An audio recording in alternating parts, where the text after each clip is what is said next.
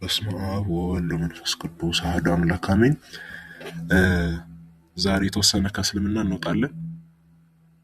ከእስልምና ወጥተን ሞዳሊዝም፣ ዋነስ፣ በእኛ በተለምዶ አነጋገራችን ሰባሌዮሳዊነት ምንላቸው እነዚህ ስሞች የሚጠሩ አብያተ ክርስቲያናት አሉ። ክርስቲያኖች አይደሉም። ክርስቲያን እንደሆነ አናምንም።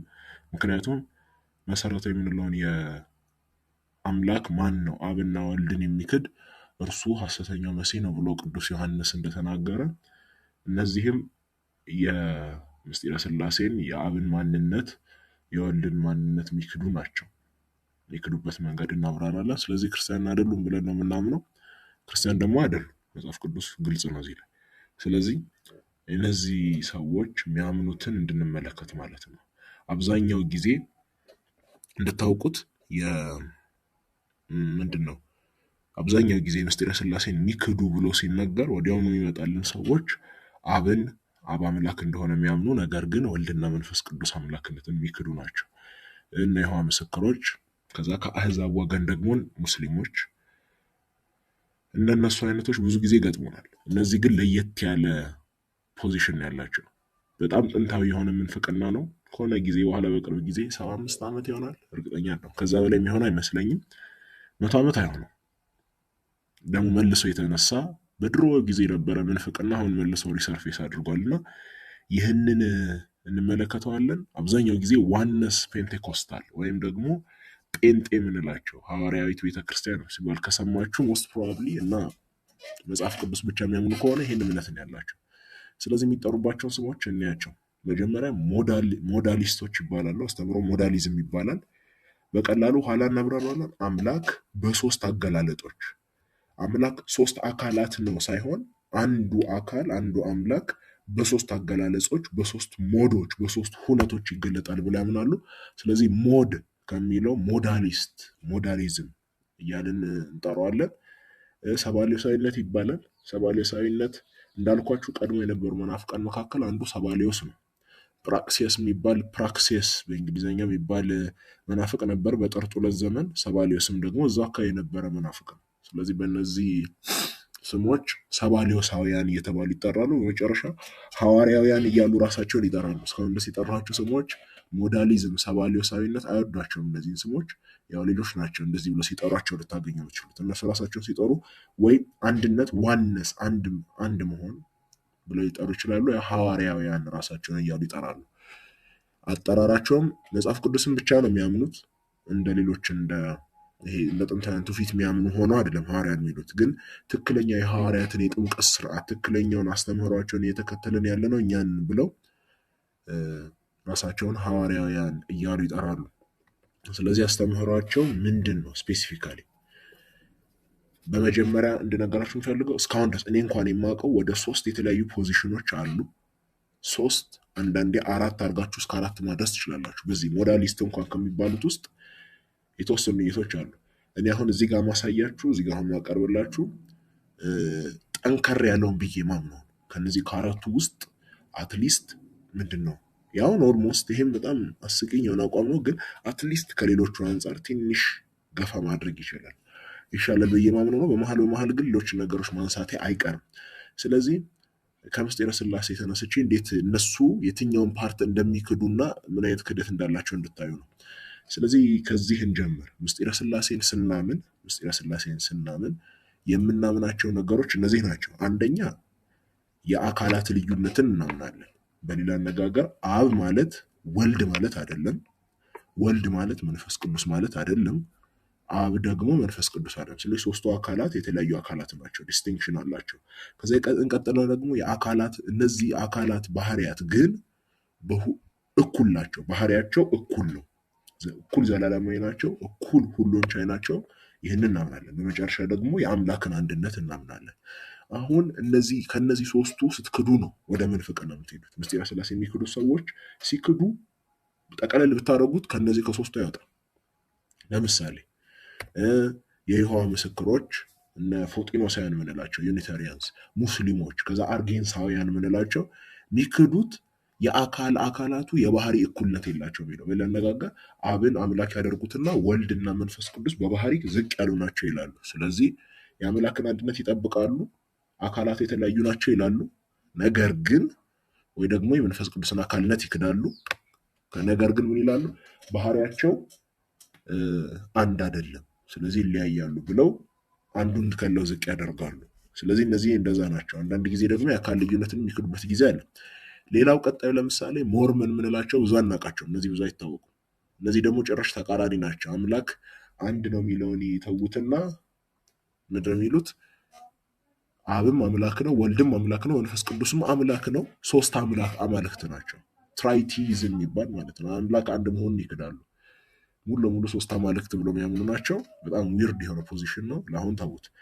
ከነዚህ አንጻር ሞዳሊዝምን ስንመለከት የሚክደው የአካላቱን ልዩነት ነው።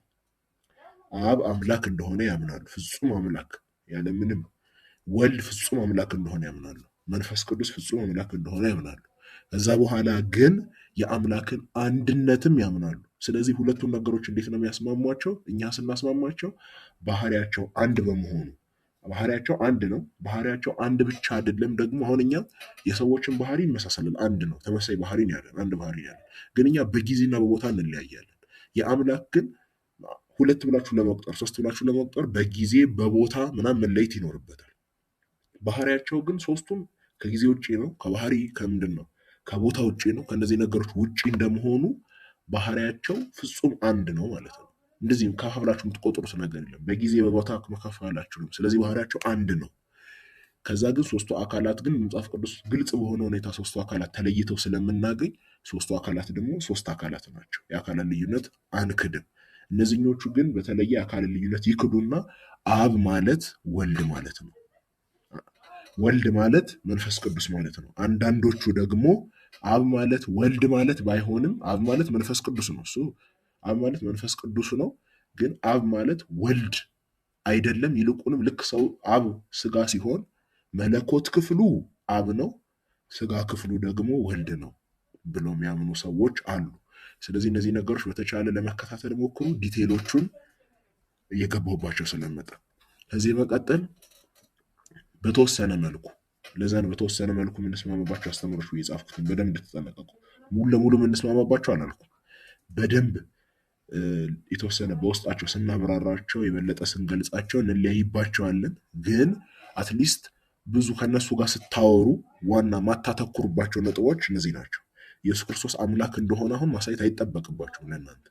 ለምን? ኦልሬዲ ይህን ነገር ያምናሉ።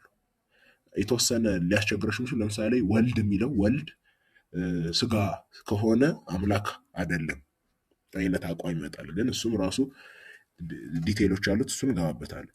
መንፈስ ቅዱስ አምላክ መሆኑን መካድ አይጠበቅባቸውም። አንዳንዶቹ አካል አይደለም ይላሉ፣ ያንን ማሳየት ሊኖርባቸው ይችላል። ግን አምላክነቱን አይክዱም። ነገረ ስጋዊን ደግሞ አይክዱም። በሌላ አነጋገር አሁን አብ ራሱ ከሆነ አብ ራሱ ወርዶ ስጋ ከሆነ አሁን እንዴት አምላክ ከሆነ ይበላል? እንዴት አምላክ ከሆነ ይጠጣል? እንዴት አምላክ ከሆነ ይደክማል? የሚሉ ጥያቄዎች ከእነሱ ጋር ተከራከሩ። ለምን? ሁለታችሁም በተመሳይ መንገድ ሰው ስለሆነ በሰውነቱ ነው እንደዚህ ያደረገው ብላችሁ ሁለታችሁም ስለምታምኑ። ስለዚህ እነዚህ ነገሮች ገና ከመጀመራቸው አጽዱ። የምታተኩሩባቸው ነጥቦች እነዚህ አይደሉም የሚሆኑት፣ ሌሎች ነጥቦች ነው የምታተኩሩት ማለት ነው። ስለዚህ እነዚህ ነገሮች እንድታስተውሏቸው። እነዚህ ነገሮች በደንብ ካስተዋላችሁ አሁን አንዱን መርጬ ከሞዳሊስት ከሚባሉት ውስጥ ጠንካራ ነው ብዬ ማምነውን መርጬ ዲቴል ላይ እንግባ። የሞዳሊዝም አስተምሮችን እንመልከተው። ከዚህ መጽሐፍ ነው የጠቀስኩት። ዴቪድ ኬ በርናርድ ይባላል። በዓለም አቀፍ ደረጃ ፌመስ የሆነ ነው፣ በጣም የሚታወቅ ነው።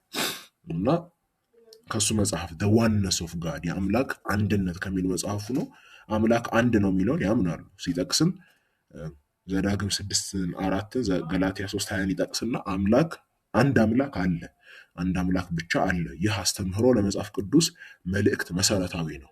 ብሉይ ኪዳንም ሐዲስ ኪዳንም ግልጽ በሆነ መንገድና በአጽንኦ ያስተምሩታልና ብሎ ይነግረናል። ስለዚህ ይሄ ነገር ማንም በእርግጥ ማያከራክር ነው ለእኛ ምን እነሱ። ከዛ ይቀጥልና ግን አንዱ አምላክ አብ ነው ይላል። አሁን እዚህ ጋር ነው በቃ ልዩነት የሚጀምረው። እኛ አብ አምላክ ነው እንላለን እንጂ አንዱ አምላክ አብ ነው አንልም። እንደዚህ ብላችሁ አስቡት። ለምሳሌ ስለ እንዴት ይላል ምሳሌ ልስጣችሁ። ለምሳሌ ኢየሱስ ክርስቶስ አምላክ ነው። አምላክ ግን ኢየሱስ ክርስቶስ አይደለም። በእንግሊዘኛው ጂሰስ ኢዝ ጋድ በት ጋድ ኢዝንት ጂሰስ። በሌላ አነጋገር ምን እያለን ነው? አምላክ ስትሉ ወይም እግዚአብሔር ብላችሁ ስትናገሩ ስለ ስላሴ ነው እያወራችሁ ያላችሁት። ልክ እግዚአብሔር ስትሉ መጀመሪያ ስታስቀምጡት እንደ ሰብጀክት ስታስቀምጡት አምላክ ኢየሱስ ነው ስትሉ አምላክ የተባለው ኢየሱስ ብቻ ነው አይነት አቀማመጥ ነው እያስቀመጣችሁ ያላችሁት። እዚህ ጋር አንዱ አምላክ አብ ነው ስትሉ ያ አምላክ የተባለው አካል እኛ የምናውቀው ይሄ ሰማይና ምድር የፈጠረው አካል አብ ነው እያላችሁ በአብ እየወሰናችሁት ነው የሚሆነው።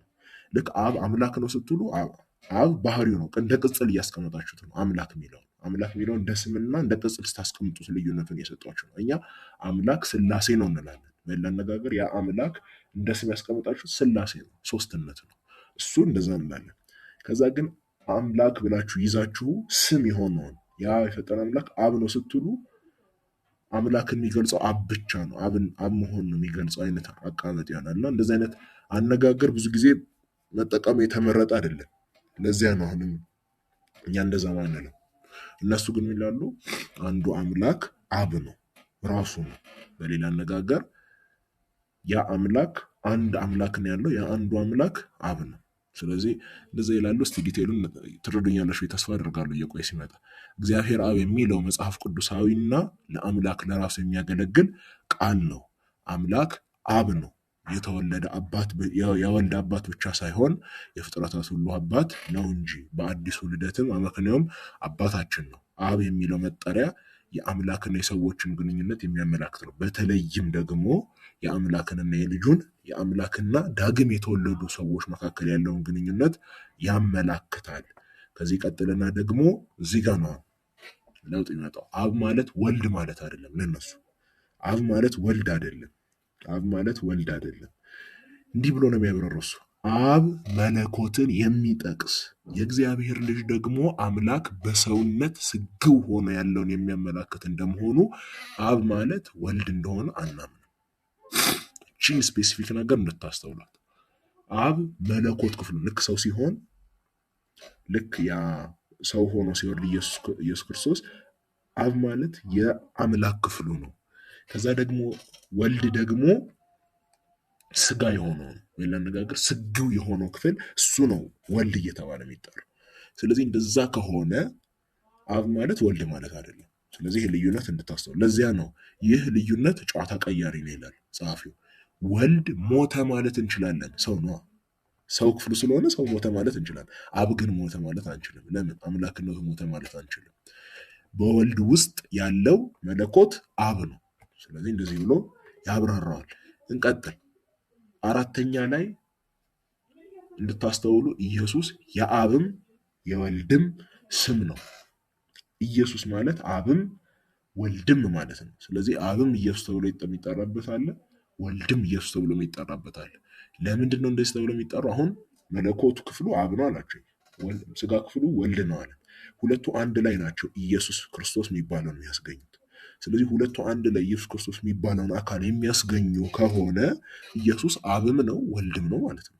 ስለዚህ ኢየሱስ በአምላክነቱ እንደ አብ፣ በሰውነቱ እንደ ወልድ የእግዚአብሔር ልጅ ስም እንደመሆኑ የአብም የወልድም ስም ነው ብሎ ዴቪድ በርናርድ በመጽሐፉ ያስቀምጥልናል ማለት ነው። ስለዚህ ይህን አቋም እንድትይዙት። በመጨረሻ ደግሞ አምስተኛ ላይ አንዱ አምላክ ደግሞ መንፈስ ቅዱስ ነው።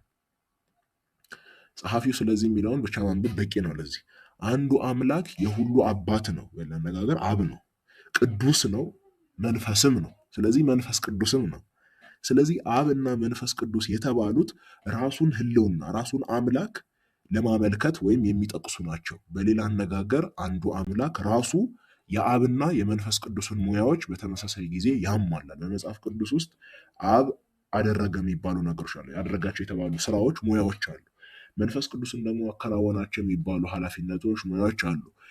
ራሱ አምላክ በሁለቱ መንገዶች እየተገለጠ ነው እንጂ አብ ማለት ሌላ የተለየ አካል፣ መንፈስ ቅዱስ ደግሞ ራሱን የቻለ አካል አይደለም ብለው እነዚህ ያምናሉ። በሌላ አነጋገር አሁን ኢየሱስ ክርስቶስ ስትሉ መለኮት ክፍሉ አብም ነው ስሙ፣ መንፈስ ቅዱስም ነው ስሙ ማለት ነው። ስለዚህ እነዚህ ነገሮች እንግዲህ ቀስ እያላችሁ ለማምሰል ሞክሩ። ስለዚህ በመጨረሻ ለማየት ያክል ጀስት ሞዳሊዝም ለመደገፍ ሙስሊሞች ማን ናቸው?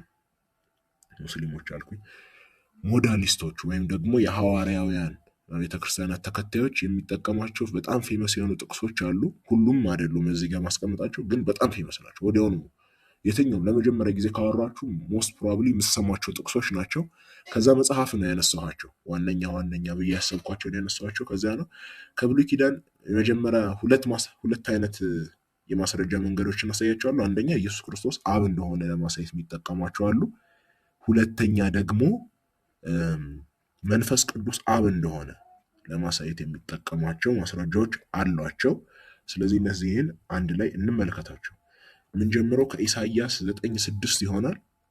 እንዲህ ይላል፣ ሕፃን ተወልዶልናልና ወንድ ልጅም ተሰጥቶናልና ስሙን ነገራቸው። ሕፃን ማለት ልጅ ነው፣ ወልድ ነው ማለት ነው።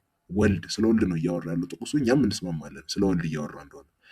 አለቅነትም በጫንቃው ላይ ይሆናል፣ ስሙም ድንቅ መካር፣ ኃያል አምላክ፣ የዘላለም አባት፣ የሰላም አለቃ ተብሎ ይጠራል። የዘላለም አባት ማለት እኮ አብ ማለት ነው። ራሱ የዘላለም አባት እንደሆነ አምላክ ሆኖ እንደዛ የምናውቀው አብ ነው። ስለዚህ ይህ እዚህ ጥቅስ ላይ ሁለቱንም ስሞች በአንድ ላይ ይሰጠናል። ራሱ ሕፃን ነው፣ ወልድ ነው። ከዛ ግን ራሱ ሕፃን ደግሞ አብ ነው። ስለዚህ ኢየሱስ ማለት የሚወለደው ሕፃን አብ ነው ማለት ነው። የመጀመሪያ ማስረጃቸው ይሄ ነው።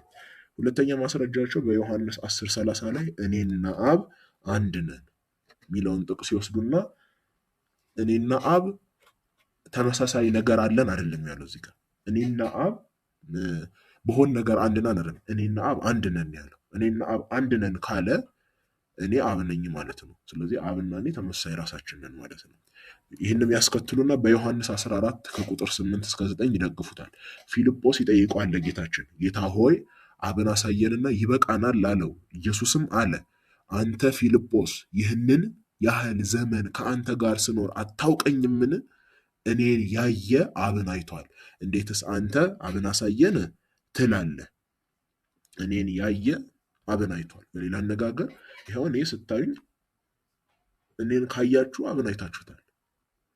ለምን? እኔ አብ ስለሆንኩ ነው። ስለዚህ ማስረጃ ነው ማለት ነው። ከዛ መቀጠል ደግሞ ይሄንን ጥቅስ ትንሽ ማውራት ይጠበቅብኛል። አሁን እኛ ስናጠምቅ ነገረ ጥምቀትን ካህናት ሲያጠምቁ፣ ክርስቲያኖች ሲያጠምቁ ሁሉም ጋር ነው ምንድነው ፕሮቴስታንትም ሆነ ኦርቶዶክስም ሆነ ካቶሊክም ሆነ ሲያጠምቅ በአብ በወልድና በመንፈስ ቅዱስ ስም እናጠምቃለን። አጠመቀከ በአብ አጠመቀከ በወልድ በስመ መንፈስ ቅዱስ እያለን እንደምንናገረው ማለት ነው። ሐዋርያት ግን ይጠይቋቸዋል። አሁን ሞራሊስቶች እንደዚህ ነው። እስኪ አንድ ቦታ ላይ ሐዋርያቱ በአብ በወልድ በመንፈስ ቅዱስ ስም ሲያጠምቁ አሳዩን። ሁሉም ቦታ ላይ በተባለ ቁጥር እንዲህ የሚል ነው የምታገኙት። ጴጥሮስም ንስሐ ግቡ ኃጢአታችሁም ይሰረይ ዘንድ እያንዳንዳችሁ በኢየሱስ ክርስቶስ ስም ተጠመቁ። በማን ስም? በኢየሱስ ክርስቶስ ስም ተጠመቁ። እንደውም ማቴዎስ 28:19 ላይ በአብ ጌታችን ያዘዛቸው በአብ በወልድ በመንፈስ ቅዱስ ስም እንዲያጠምቁ ነው። ታዲያ አሁን እንዴት ነው ሐዋርያት ከዛ ሄደው በኢየሱስ በአብ በወልድ በመንፈስ ቅዱስ የተባሉትን በኢየሱስ ስም እያጠመቁ ይሄዱት? እንደዛ የሚሆን ከሆነማ አብ ወልድና መንፈስ ቅዱስ ሲላቸው የራሱ የኢየሱስ ስም እንደሆኑ ተረድተውታል ማለት ነው። ስለዚህ አብ ወልድ መንፈስ ቅዱስ ማለት ራሱ ኢየሱስ ናቸው ማለት ነው። ስለዚህ ራሱ አንድ ስም ነው፣ ራሱ መጠሪያ ነው ብለው እንደ ማረጋገጫ ይጠቀሙታል። በመጨረሻም ቆላስይስ 2:9 በእርሱ የመለኮት ሙላት ሁሉ በሰውነት ተገልጦ ይኖራልና ብለው ይህን ጥቅስ ይጠቀሙታል። አብዛኞቹ እንግሊዘኛ የሚያወሩት ናቸው ይህን ጥቅስ የሚጠቀሙት ከአማርኛዎቹ ይልቅ። ለምንድነው እንደዛ የሚጠቀሙት? በእንግሊዘኛው ይሄ በኪንግ ጄምስ ቨርዥን ላይ በ1611 ዓመተ ምህረት የተጻፈ የመጀመሪያ አይደለም ግን እጅግ ፌመስ የሆነው ውስጥ እንደዚህ ነው የሚለው the fullness of Godhead ጋድ ሄድ የሚለው አሁን ባለን እንግሊዘኛ አሁን በምንጠቀመው እንግሊዘኛ ጋድ ሄድ የሚለው ሙሉ አምላክ ማለት ነው። አብ ወልድ መንፈስ ቅዱስንም ያጠቃልል ነው አሁን ባለው በምንጠቀመው ቋንቋ። ስለዚህ እንደዛ ብሎ ካለ አብ ወልድ መንፈስ ቅዱስም በኢየሱስ ክርስቶስ በአንድ ላይ ይኖራሉ። ሶስቱም ራሱ ናቸው ማለት ነው። ስለዚህ እንደዚህ ብሎ ይጠቀሙታል። የመጀመሪያው ማስረጃዎች የሚጠቀማቸው ፌመስ የሆኑት እነዚህ ናቸው። ሁለተኛ ደግሞ ምድብ አለ። እሱ ደግሞ ኢየሱስ ክርስቶስ ማለት እዚህ ጋር ኢየሱስ ክርስቶስ አብ ለመሆኑ ይላል። ይህ አብ መንፈስ ቅዱስ ለመሆኑ ነው ይሄ የሚጠቀሙት። አስተውላችሁ ከሆነ የመንፈስ ቅዱስ ስሙ ራሱ መንፈስ ቅዱስ ነው። ቅዱሱ መንፈስ ማለት ነው። ቅዱስ የሆነው ከዛ መንፈስ የሆነው ቅዱሱ መንፈስ ነው የሚሉት። ከዛ በኋላ ይህን ይጠቅሳሉ። እግዚአብሔር በዘሌዋውያን ምዕራፍ 20 ከቁጥር 26 ላይ እኔ እግዚአብሔር ቅዱስ ነኝ እኔም ትሆኑ ዘንድ ከአሕዛብ ለይቻችኋለሁና ቅዱሳን ትሆኑልኛላችሁ። እግዚአብሔር ምን ነኝ አለ? ቅዱስ ነኝ አለ። አንዱን የስም ክፍል አሟላ ማለት ነው። ከዚህ ቀጥላ ደግሞ በዮሐንስ 4 ከቁጥር 24 ላይ ኢየሱስ እንደዚህ ይላል፣ እግዚአብሔር መንፈስ ነው፣ የሚሰግዱለትም በመንፈስና በእውነት ሊሰግዱለት ያስፈልጋቸዋል ብሎ ይናገራል። ስለዚህ አብ ራሱ እግዚአብሔር ቅዱስ ከሆነ መንፈስ ከሆነ መንፈስ ቅዱስ የሚለው ስም ያንን ለመግለጽ ብቻ ነው። ስለዚህ እሱ አብ እንደሆነ ግልጽ ነው ማለት ነው። ስለዚህ እነዚህን ማስረጃዎች ይጠቀማሉ። ቀስ ወደፊት አንድ በአንድ እነዚህን ጥቅሶች ወደፊት የምናያቸው ይሆናል። አንድ በአንድ ቀስ እያለን እየሰባበርን ሁላቸውንም የምንመለከታቸው ይሆናል። ለዛሬ በዚህ እናበቃለን። እንደ አምላካችን ፈቃድ ደግሞ ቀጣይ ስለ ሞዳሊዝም ቀጣይ መመር ከሆነ ኢሳይያስ 9:6 እውነት ምንድን ነው የሚለው እነሱ እንዳሉት ነው ወይስ አይደለም? የዘላለም አባት የተባለው ያ ሕፃን ከምን አንጻር ነው? ወይም ደግሞ ጥቅሱ ምንድን ነው የሚለው እንመለከታለን። የአምላካችን ሰላም ከሁላችን ጋር ይሁን። ሰላም ቆዩ።